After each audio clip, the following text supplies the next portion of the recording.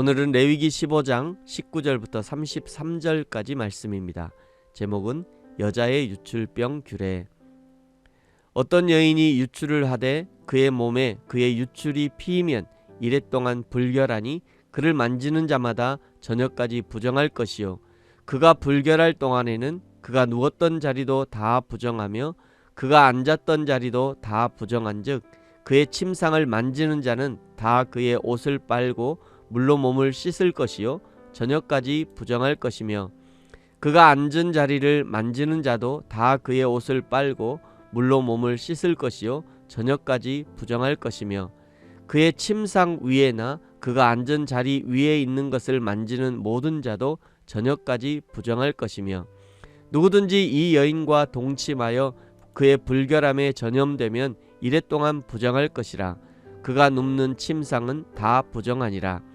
만일 여인의 피의 유출이 그의 불결기가 아닌데도 여러 날이 간다든지 그 유출이 그의 불결기를 지나도 계속되면 그 부정을 유출하는 모든 날 동안은 그 불결한 때와 같이 부정한즉 그의 유출이 있는 모든 날 동안에 그가 눕는 침상은 그에게 불결한 때의 침상과 같고 그가 앉는 모든 자리도 부정함이 불결한 때의 부정과 같으니 그것들을 만지는 자는 다 부정한즉 그의 옷을 빨고 물로 몸을 씻을 것이며 저녁까지 부정할 것이요, 그의 유출이 그치면 이래를 센 후에야 정하리니 그는 8째 날에 산비둘기 2마리나 집비둘기 새끼 2마리를 자기를 위하여 가져다가 회막문 앞 제사장에게로 가져갈 것이요, 제사장은 그 한 마리는 속죄제로 다른 한 마리는 번제로 드려 유출로 부정한 여인을 위하여 여호와 앞에서 속죄할지니라. 너희는 이와 같이 이스라엘 자손이 그들의 부정에서 떠나게 하여 그들 가운데 있는 내 성막을 그들이 더럽히고 그들이 부정한 중에서 죽지 않게 할지니라. 이 규례는 유출병이 있는 자와 설정함으로 부정하게 된 자와 불결기에 앓는 여인과 유출병이 있는 남녀와 그리고 불결한 여인과 동침한 자에 대한 것이니라. 아멘. 레위기 15장 1절부터 18절까지는 남성의 유출에 관한 규례, 19절부터 33절까지는 여성의 유출병에 관한 규례입니다. 먼저 19절부터 24절까지는 여성의 정상적인 유출, 생리를 다루고 있습니다.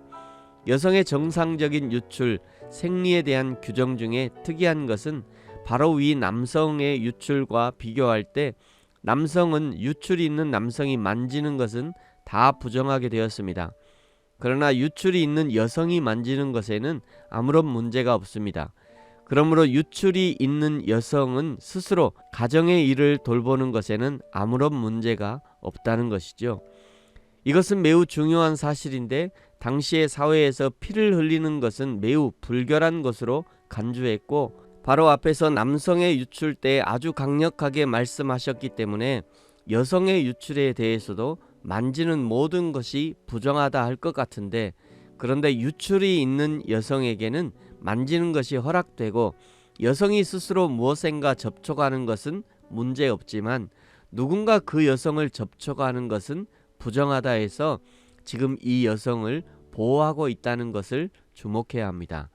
일반적으로 당시의 사회뿐만 아니라 이스라엘 역시 여성은 소유물에 불과했기 때문에 인격적 대우가 극히 드문 사회였습니다. 그럼에도 불구하고 우리 하나님은 그런 여성을 보호하시고 그가 정상적인 생활을 할 수 있도록 배려하시고 허락하고 계신 것이죠. 25절부터는 정상적이지 않는 여성의 유출에 대해서 말씀합니다. 레위기 15장 남성의 유출과 여성의 유출에 대한 규례가 왜 필요한가를 31절이 말씀합니다. 31절, 너희는 이와 같이 이스라엘 자손이 그들의 부정에서 떠나게 하여 그들 가운데 있는 내 성막을 그들이 더럽히고 그들이 부정한 중에서 죽지 않도록 할지니라. 내 성막, 하나님의 성막이 더럽혀지는 것을 막기 위해서 이 유출에 대한 규례가 필요한 것이고 또 그들이 부정한 중에 죽지 않게 하기 위해서 필요한 것입니다. 하나님이 이스라엘에 요구하시는 정결함, 거룩의 수준은 인간 세계의 비교 우위가 아니라 하나님 자신의 견주는 정결함과 거룩을 요구하십니다. 레위기 11장 45절 나는 너희의 하나님이 되려고 너희를 애굽 땅에서 인도하여 낸 여호와라. 내가 거룩하니 너희도 거룩할지어다. 애굽 땅 종 되었던 땅에서 이제 하나님의 종으로 새롭게 신분이 변화되었으니 이제는 하나님의 종에게 걸맞는 거룩을 갖추어야 하는 것입니다.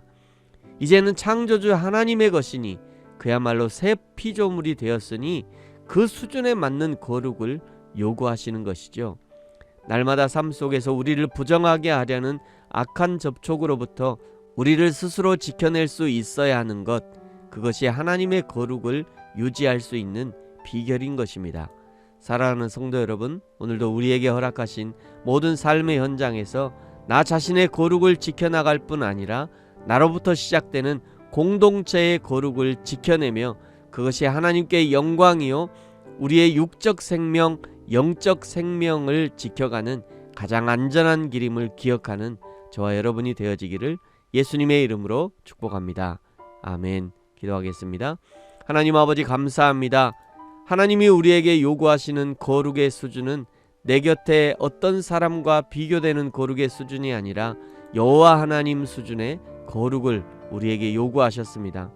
사도 바울은 이 하나님의 거룩을 유지하기 위해서 내가 날마다 죽노라 고백했는데 내가 날마다 십자가에 죽는 것, 그것이 내가 날마다 하나님 앞에 사는 비결임을 깨달아 날마다 내가 십자가에 죽어짐으로 날마다 우리 하나님이 우리를 부활시켜 주시는 영광을 누리게 하여 주옵소서. 감사합니다. 예수님의 이름으로 기도합니다. 아멘.